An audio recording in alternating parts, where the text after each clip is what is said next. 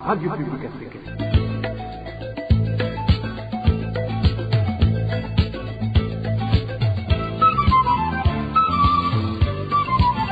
Radio Publique Africaine.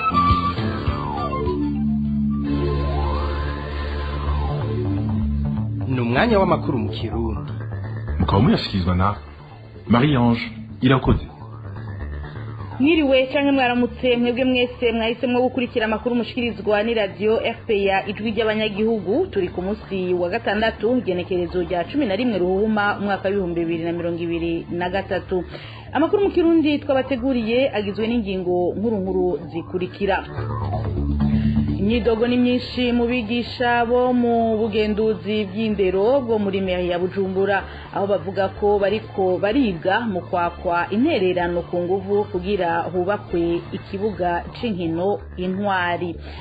Uyu munsi ugize kane abarimyi bo mu ntara ya Gitega barindiriye guhabwa urupapuro rwemeza ko barisha igice ca kabiri c'amafaranga basabwa kugira baronswe ifumbire yo mu bwoko bwa fomi. Abo barimyi mu kababaro kenshi n'uyu munsi harabatasha imvumure. Naho biruko rero umushikiranganje mu vyajejwe hari mu burimyi aremeza ko ifumbire ihingurwa n'ihinguriro fomi ikenye kubera ubwinshi bw'abayikeneye.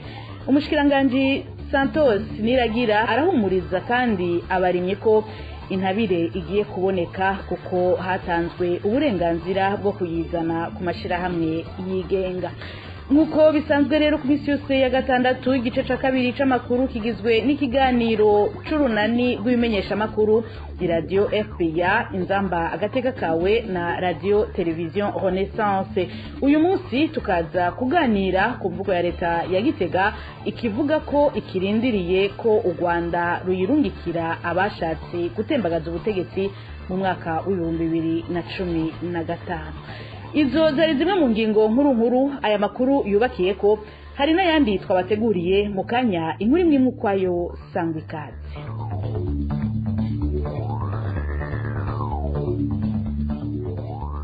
Ndasubiye kubaramutsa aya makuru tuyahere mu gisata c'ubutungane. Urunani rw'abaharanira agateka kazina muntu CBDDH mu mpfunyapfunyo y'igifaransa rusaba irekugwa ry'umukenyezi Emilienne Sibomana, umunyamabanga wo kwishure ryisumbuye Kristo Umwami y'Igitega amaze indwi zibiri apfunzwe. Eulalie Nibizi arongoye urunani CBDDH avuga ko ihagarikwa hamwe n'ifungwa ry'uwo mukenyezi ari kimenyetso ntabesha cerekana ko leta hamwe n'urwego rw'ubutungane bishigikiye ifatwa ku nguvu y'abigeme rikoregwa mu mashuri. Twumvirize Eulalie Nibizi arongoye urunani CBDDH. Umupfasoni Emilienne Sibomana bakora kw'ishure yisumbuye Kristo y'Igitega yatabaje umushikiranganje w'indero amubwira ati aha muri no shure biriko birayangara abana bariko barahumanywa. Umuyobozi ariko agoba izo aragiye ati numugerageze twaratabaje hirya no hino nta nyisho twaronse. Umushikiranganje yagira ngo arungitse umugwi wo kumwumviriza hama ngo bakwirikire batabara ishure batabare n'ibibondo. None uwo mupfasoni yaciye afatwa arafungwa. Mu nyuma twagiye twumva ngo umuyobozi niwe yahavuye amushingira urubanza amushengeza imbere y'intahe ku itariki 31 z'ukwezi kwa mbere. Umuntu amaze iminsi 3 apfunzwe. Aho rero bikaca vyumvikana yuko nyene gutabariza abana ariwe yahavuye afatwa nk'inkozi y'ikibi. Ubutungane bw'u Burundi busoma amategeko butabare Emilienne ntayigire yindi minsi amara muri prison Igitega. Turanatabarije n'abana b'ishuri abo bigeme bashurashujwe kuva kera. Hama kandi umuyobozi arashigikiwe n'umutwara indero mu ntara, ashigikiwe n'abatari bake hirya no hino aribo botabaje bo mu ntwaro. Mugabo tubonye yuko n'umushikiranganje agira yinjire mu bamushigikiye aho gutabara abana b'u Burundi. Bati nimba umuyobozi koko yagirizwa kugoba izaragiye reka tube turamutaramura gatoyi dutohoze hanyuma tumushengeze imbere imbere y'intahe ego jo barashoboye kumviriza uwo muyobozi ari kumwe n'uwo mupfasoni Emilienne. Turasabye ubutungane bwiyambika agashambara bwarabonye yuko bwakoreshejwe Emilienne yaba ataharanira agateka kazina muntu ntiyaguhaguruka ngo atabaze aho abandi bose batinye. Duhamagaye babigisha bamwe bafatanya na Emilienne mu guhamagara ubugenduzi bw'amashuri. Abategetsi benshi barahaserutse mbe ni kubera iki bagomba kunigira mu menshi amakosa y'umudirecteur bagashaka guhana inzirakarengane yagiye gutabara abana b'igihugu. Bigisha rero nibahaguruke bagende bavuga ukuri nimba hari inyandiko zasohotse bazerekana abo bana bariko barononwa n'abana b'igihugu. Yari Nibizi arongoye urunani CBDDH nkuko narimejeje kubibabwira mu ntango zano makuru. Ku munsi ugira kane abarimyi bo mu ntara ya Gitega baracatonda ku biro vya posita kugira baronswe urupapuro rwemeza ko barisha igice ca kabiri kibaho uburenganzira bwo kuronswa ifumbire ya FOMI. Kuri uyu wa gatandatu isinzi ry'abarimyi bari barindiriye ko bahabwa utwo dupapuro bordereau de versement mu rurimi rw'igifaransa. Uyu munsi batasha imvumure kubera amasaha yo gukora ari make mu mpera z'indwi. Abakozi ba posta bahisemwo kubacamwo imigwi itatu. Umugwi wa mbere wakiriwe, uwa kabiri bawuhaye isango ryo ku munsi w'Imana, nayo umugwi ugira gatatu bawusaba ko wo kwihangana ukazoza ku munsi wa mbere. Mu kurindira ariko abarimyi bo bavuga ko bariko baracegwa kurimira impeshi. Hagati aho umushikiranganji w'ibidukikije uburimyi n'ubworozi haremeza ko igisata c'uburimyi kigihanzwe n'ubukene bw'ifumbire bitumwe nuko ikigo FOMI kidafise ubushobozi bwo guhingura ifumbire ikenewe mu gihugu. Dr Santos Niragira amenyesha ko ivyo vyatumwe nuko igisata c'uburimyi gisigaye gihurumbirwa cane. Ibijanye n'ifumbire sagaseseshwa rumuri murabona ko ubu burimyi abarimyi bacererwa kubera ifumbire ibonetse iteba.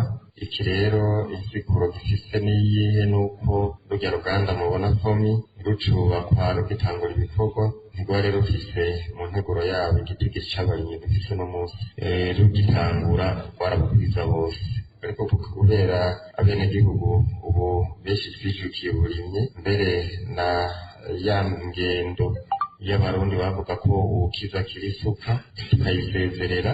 Ubu abize nibo barima mbere n'abafise imitahe turabona ko batanguye gutinyuka bakashira mu burimyi. No kuvuga ifumbire ikenewe aho turima haragutse n'abico kirakoresha iyo fumbire baba benshi gushikaho urwo ruganda tubona ko rutakibishoboye.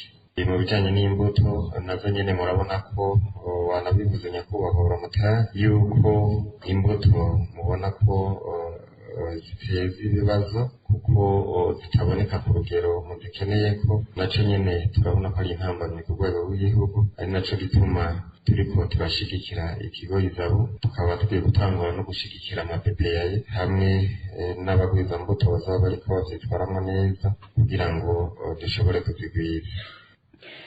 Naho biruko umushikiranganji Santos Niragira arahumuriza abarimyi ko intabire igiye kuboneka kuko bamaze gutanga uburenganzira bwo kuyizana ku mashirahamwe yigenga hamwe n'abagwizatunga. Twongereye tumukurikire.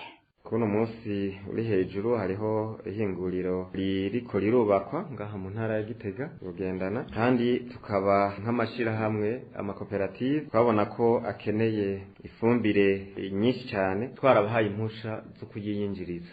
Hakaba rero hariho n'abandi bagwizatunga twemereye ko bo kwinjira muri kino gisata. Ubu bakaba batwizeza ko iyo fumbire yoba iri mu nziriza. Akaba rero tutariko turasamara kuri iki kibazo kubera tubona ko ari inkoramutima, tukaba tubizeza ko turiko turakora ibishoboka byose kugira ngo kuri iyi mpeshi ifumbire izoboneke ku gihe.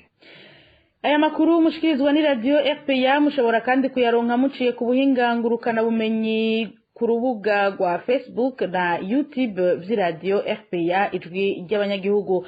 Mukanya amakuru twabateguriye arabandanya. RPA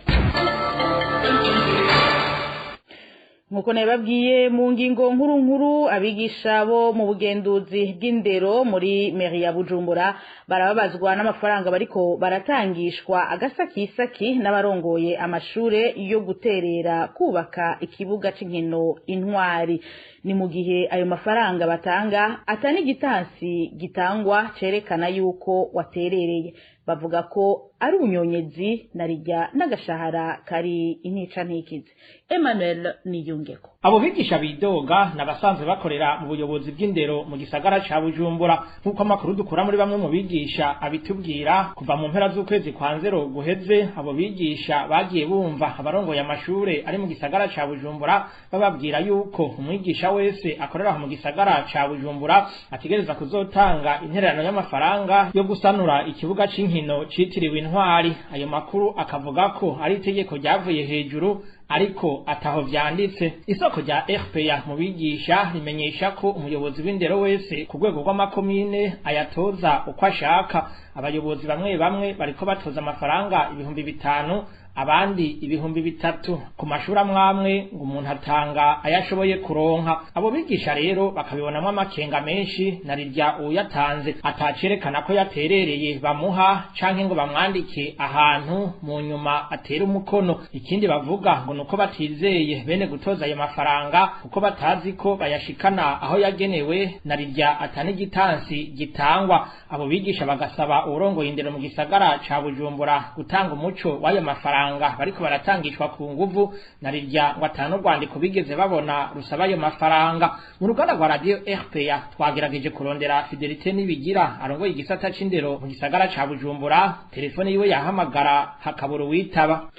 Emmanuel Niyungeko. Tukiraho nyene ku mugwa mukuru w'ubutunzi, bamwe mu banyagihugu bacukura umusenyi na garaviye mu ruzi Kizingwe muri zone ya Kanyosha baridogera amashirahamwe y'indongozi z'umugambwe CNDD-FDD n'imbonerakure abatoza amafaranga 8,000 bavuga ko biteye kubiri n'amategeko. Kubwabo banyagihugu uretse ko batazi aho ayo mafaranga batozwa ja, umushikiranganje wa mbere yari yarahagaritse ayo mashirahamwe aza gutoza amafaranga muri ubwo buryo.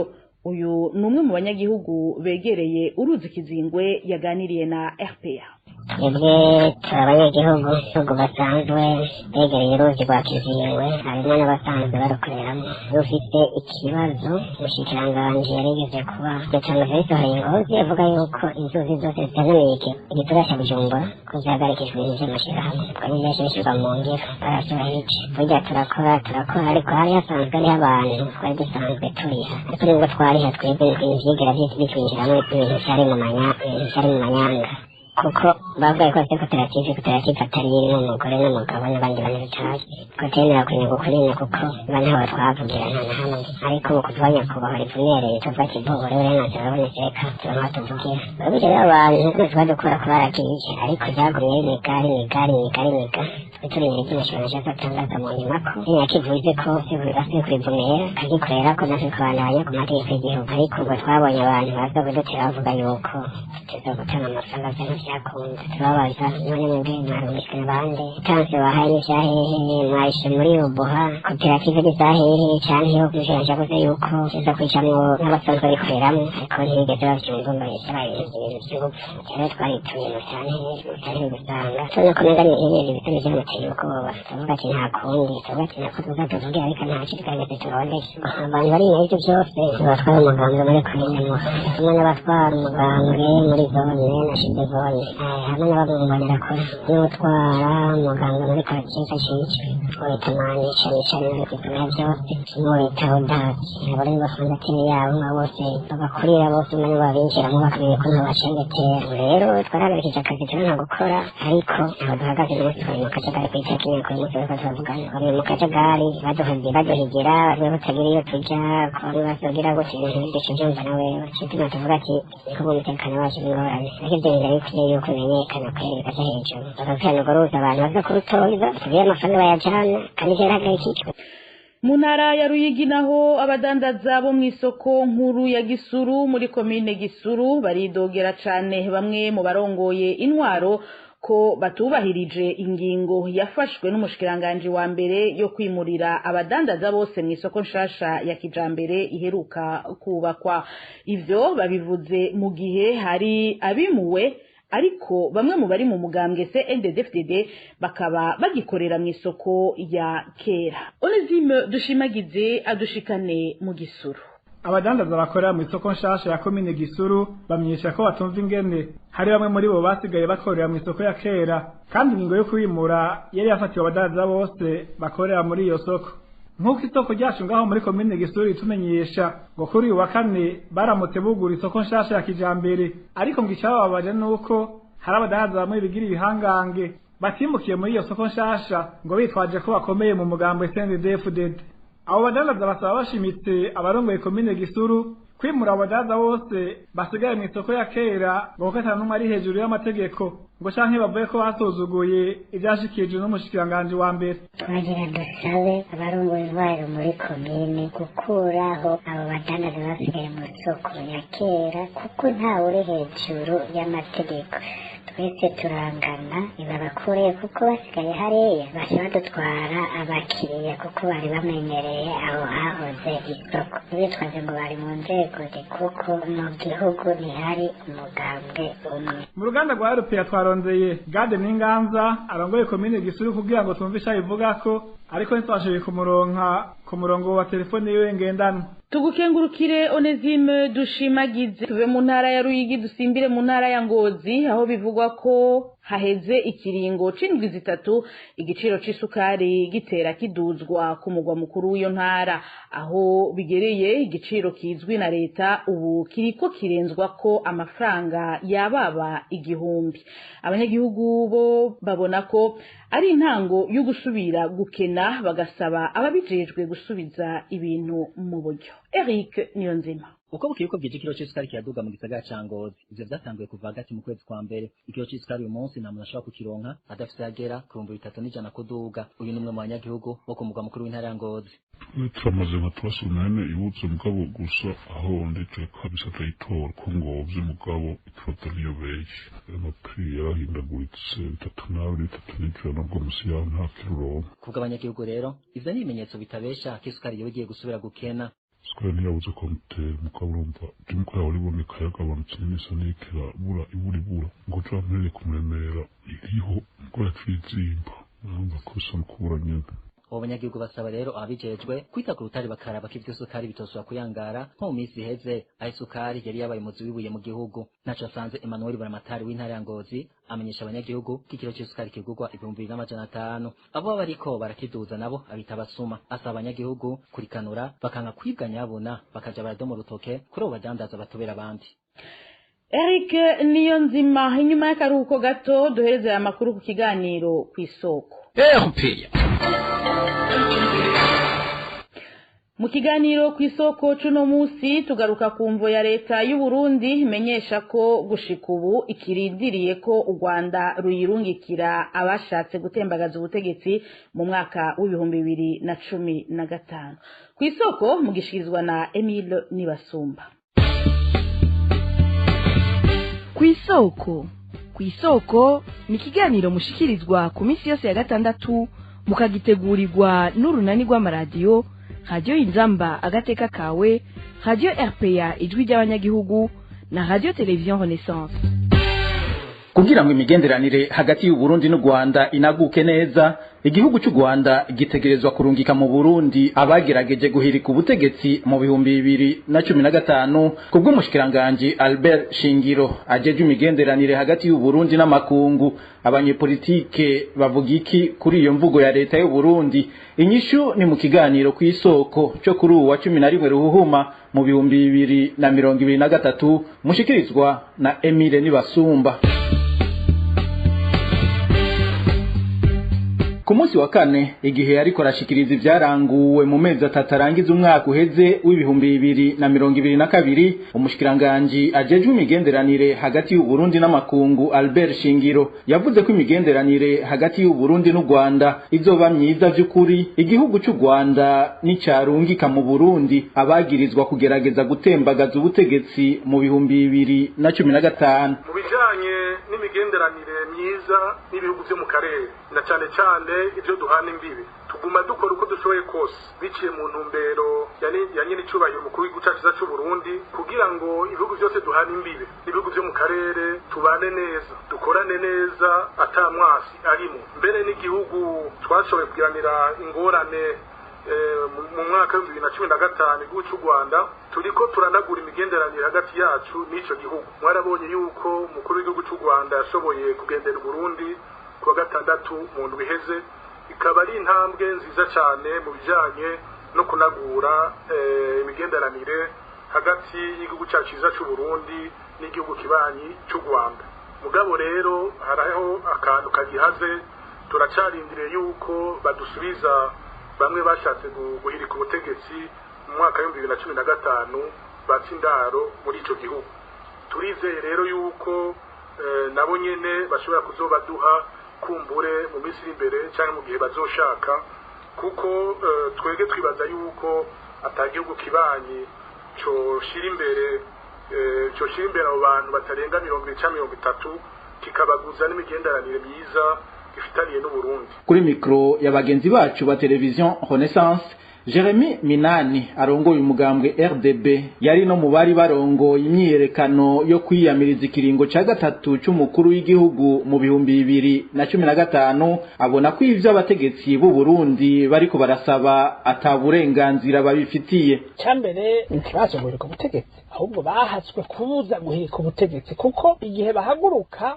bakavuga bati aba barongozi b'igihugu bahisemo kugaragariza abanyagihugu guca ku binibwirizwa nshingiro bakuye ku burongozi babikoze mu ntumbero yo gukingira igihugu no gukingira abanyagihugu mu gihe abarongozi bahisemo guca kubiri n'amategeko mu gihe abarongozi bahisemo guca kubiri n'imyirizwa nshingiro y'igihugu abanyagihugu canke abantu bari mu nzego z'ijuru gucungira amahoro n'umutekano barafite uburenganzira bwo guhaguruka bakikura ko abo barongozi babicishije mu nzira iyo yose ishoboka nta muntu yashobora kuvuga ngo abantu bagize ibintu nk'ivyo ngo bagerageje gutabara igihugu ngo abashatse guhirika ubutegetsi. Aha rero umuntu yofatira nko ku ngingo iherutse gufatwa n'isentare ya Afurika y'ubuseruko aho yavuze yuko ikiringo ca gatatu ca Petero Nkurunziza caciye kubiri n'amategeko bw'izo nshingiro y'u Burundi n'amasezerano ashiraho mu muryango wa Afurika y'ubuseruko. Bisigura rero yuko Petero Nkurunziza umwanya wose yarongoye u Burundi kuva mu 2015 yaburongoye yaheretse ubutegetsi. Ntiyaheretse ubutegetsi wenyine yarifashijwemo n'akagwi k'abantu karimo n'abo barongoye igihugu no munsi none abaheretse ubutegetsi bakabishikako bafite uburenganzira ubuhe bwo kuja kurondera abo bagiza ngo bahaje guhirika ubutegetsi. Ikindi umuntu yofatira ko nuko abantu bahunze igihugu benshi baje kwicwa bamwe bagenzi babo barishwe bamaze gushika mu mahanga ibihugu bahungiyemo nta burenganzira bifite bwo kubasubiza mu Burundi kuko umuntu amaze guhunga igihugu ciwe hari amategeko mpuzamakungu amukingira hariho amasezerano yashizwe ko umukono n'u Burundi n'u Rwanda n'ibindi bihugu izo mpunzi zahungiyemo ku buryo ayo masezerano abuza ko umuntu yahungiye ahantu ashobora gusubiza mu gihugu ashobora kwicwa canke akaborezwa ibufu. None bibaza yuko namba koko abo bantu bari mu Rwanda hari abari mu Rwanda basuje mu Burundi bibaza ko Rwanda ata amategeko kuba rurenza tutokurikirana imbere y'amategeko mpuzamakungu. Iyo nta gihugu cubahiriza amategeko kibikora umuntu yahungiye wawe uramukingira ico wirinda nuko adahungabanya umutekano w'igihugu yahungiyemo n'ibindi bihugu bibanye cyangwa umutekano mpuzamakungu nta kindi. Rero bariko barasaba bari abantu bari ku butegetsi no munsi barazi ko bidashoboka. Ku bwa Jeremy Minani harakenewe ibiganiro. Jewe Varisito ico nibaza no muhanura nuko yotegera yuko ikibazo afitaniye n'aba banyepolitike cyangwa abasirikare bahunze igihugu mu 2015 n'ikibazo ca politiki ikibazo cyo gutungana. Ikintu gikenewe nuko afagira inguvu akicarana natwe tukicarana tukaganira tugatora umuti wa politiki w'ibibazo bifitaniye hanyuma tukitahana byo gusaba ngo badutahana aziko bitazoshoboka yoza tukaganira tuzitahana twebwe nyene mu gihe tuzoba twumva yuko umutekano wacu tutasha atakibazo zofise kandi mu gihe tuzoba twumva yuko dutashe tuzoba tugiye gufasha mu kubaka igihugu na cane cane mu gukomeza intwaro ya demokarasi. Rero iyo migenderanire avuga ko itazonaguka yibaza ko Burundi bubikuramwo akarusho akahe, kuko Uburundi burya burakeneye u Rwanda kurusha uko u Rwanda rukeneye Uburundi. Umuhora abarundi bakoresha cyane mu kuzana ibidandazo mu Burundi uca mu Rwanda ukeja mu Uganda ugashika muri Kenya mbere ukanabandanya muri Sudani y'Epfo. None ushobora kwiyuganira ko nk'ifuku gute ugaca uvuga ngo uri guteza imbere urondera guteza imbere igihugu mu gihe ubutunzi bw'ibihugu bumeze nabi, ugaca uvuga ngo uri kuwugana umuhora mukuru abarundi bacishamwo ibidandazwa.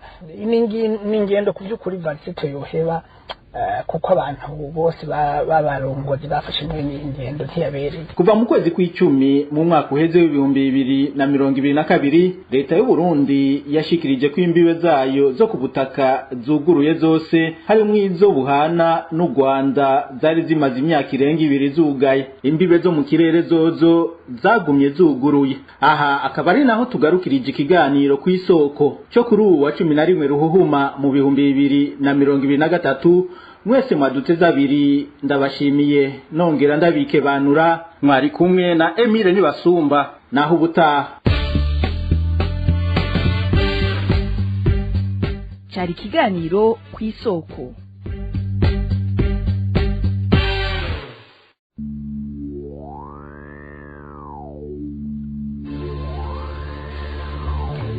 Tugukengurukire Emile Nibasumba ni no kuri ryo ryawe duce duhereza ko amakuru mu Kirundi yo kuri uyu wa gatandatu igenekerezo rya 11 ruhuma umwaka wa 2023. Mushimire cyane bagenzanje b'uruganda rwa FPA bafashije kuyatororokanya ntibagiye abari mu buhinga bw'ivyuma. Mwebwe mwese twari duteramanye ndabike banuye Marie-Ange Irakoze nije twari kumwe kuri mikro ndabike banuye giraho muba mwubahwe na gahwane.